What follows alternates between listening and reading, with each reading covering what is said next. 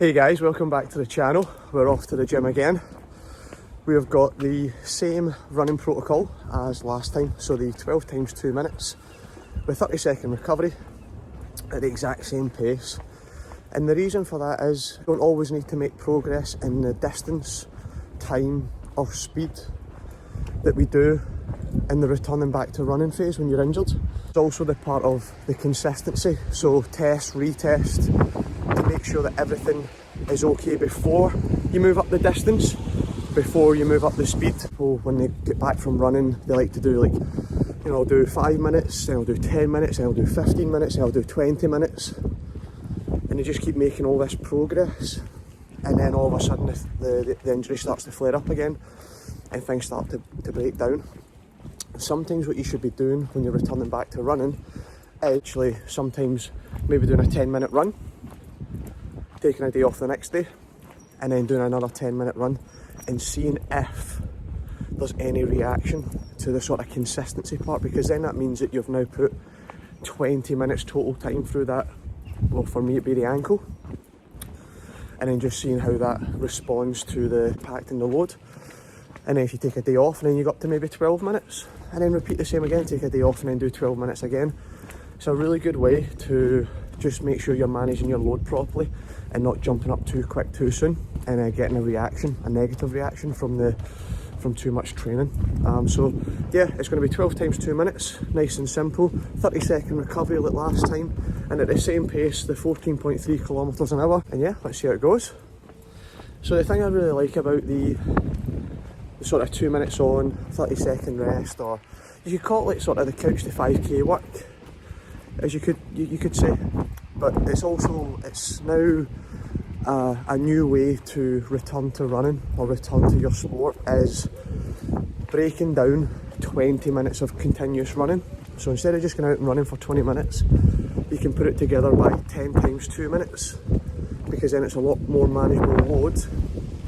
And then with that, you can also focus on your form. When you can focus on your form, it means that then you're running properly, your mechanics are good, and you're not going into a state of fatigue sort of after the sort of 4, 5, 6, 7 minutes, and you go back into the same running habits that actually got you injured. So the return to running is actually quite a good thing to make sure you're always focusing on your running form. You get a wee break, you get to walk, or you get to jump off the side of the treadmill, and then you get back on again, and it's only short little chunks that you can then just keep thinking, right, good form, good form, good form, good form, good mechanics, I'm up nice and tall, my elbow's coming back, is my foot hitting the ground properly, and then it's time for a break. So I feel that it's a really good way to get yourself slowly back up to where you want to be, and then also enjoy your training, enjoy your progress, and also try and stay injury free.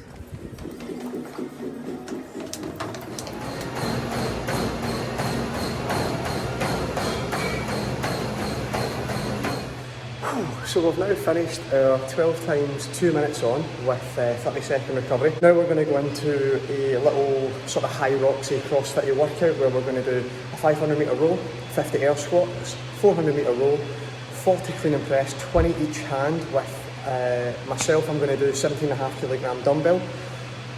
Josh, the gym manager, is going to work out with me. He's done a few of the tough games and all that sort of stuff, so he's quite good at the CrossFit. So it'd be good to have that sort of friendly competition and like him pushing me on to help me get better at CrossFit as well, and HYROX. And then we got the 300 metre row, 30 reverse lunges, alternate each leg. Then we have 200 metre row, 20 push-ups, 100 metre row, 10 burpee box jumps. Let's see how it goes. Woo!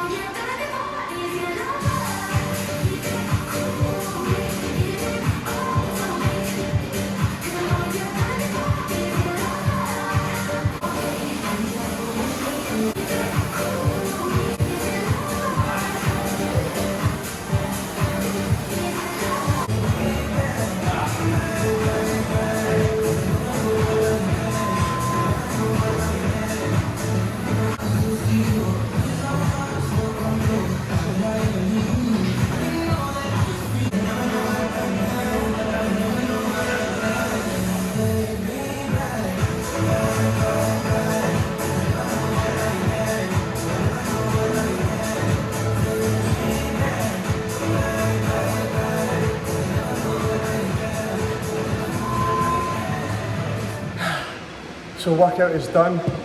I couldn't get the whole session on there because the memory was up on my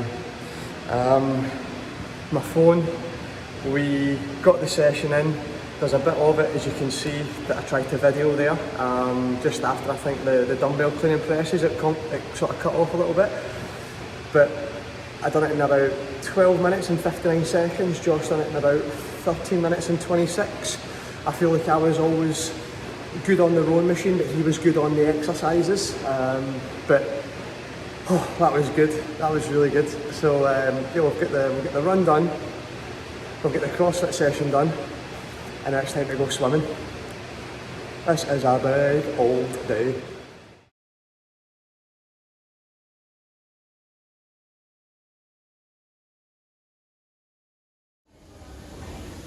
Alright folks, so I just came back from swimming. I am knackered. We have done our run, we have done our CrossFit workout, and then we have done our swim as well. So, safe to say, I am pooped. This is a day off as well, don't worry, I wouldn't do this if I was working. Usually when I'm working I maybe try and train twice a day. When I'm off work I'll try and maybe train 2 to 3 times a day just to try and get as much in as I can to be as fit as I can for HYROX in Glasgow and then in London on the 30th of April. So people have been asking me where do you, and I'm like, I want to do as well as I possibly can in this event. This is why, and I think I could be quite good at this event as well, because it's 50% of it is what I'm good at, and that's running. I don't want to just rest in the fact that, you know, I could just be good at 50% of it and trash at the other 50%. I want to make sure that, you know, because it's not just running and that's it, it's running under fatigued conditions.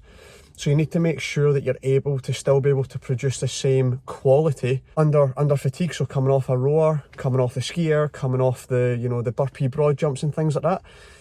And then those 100 wall balls at the end, doing 100 wall balls with 9 kilograms, just fresh, is absolutely mad. So anyway, I'm pooped, I'm starving, I am logging off for today.